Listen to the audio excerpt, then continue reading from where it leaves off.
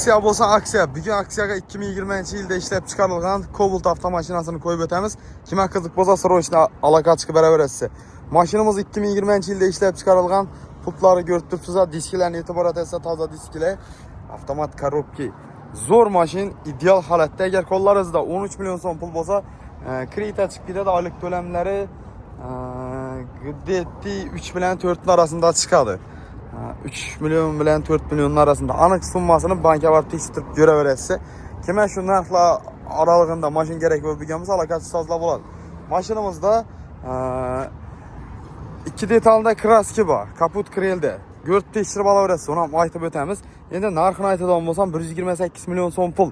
13 million so'mning ichida nima kiradi? Aytib o'tsam, afarmilena gayib payı hammasi içinde 13 milyon so'm pul. Ko'rib turganlar 4 yil avtosodada bugun Cobalt aksiyada. Oylik to'lamim deyil, ko'p gelmeydi, lekin tayyor mashinamiz. Probegam kam 80 bin yurib turibdi. Salonning ichi ko'rinishi ideal holatda turibdi.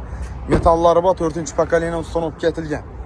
Cobaltchi do'stlar, Cobalt bilan gap turibdi deb burganlarga videoni yuborib qo'yinglar. No'g'adanda hozir bosadan vaqti aniq aytib o'taman sizlarga. Obunachilarim men yomon narsani tavsiya bermayman. Aniq aytib o'tacağım sebebini aytganda ko'p şu videoni ko'rsangizlar kommentariya yozinglar. Mashallah ko'p vaqtdan beri arzon narxda turibdi. Hozir ozgina ustuna minishlar sezilib turibdi. Shuning uchun kommentariya yozinglar, sizlar ham sezinglar. Ujur bizda sezilib boshladi, mashinlar asta-asta minib boshlayotir.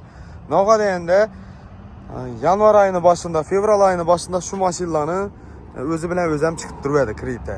Hozir endi bitta ustuna miniatyr, shuning uchun like bosib berasizdan, срочно mashina izlab yurganlari uni o'ylana bir shart emas. Hozir bosadan vaqtda yana ham ko'tarishi ehtimol bor. Bilasizlar, iyul, avgust oylarida rasmiy sezilarli darajada ko'tariladi. Shuning uchun hozirning o'zida bosib qo'yinglar, 13 million so'm pul. Like'ni bosib, obuna bo'lib qo'yishni esdan chiqarmanglar.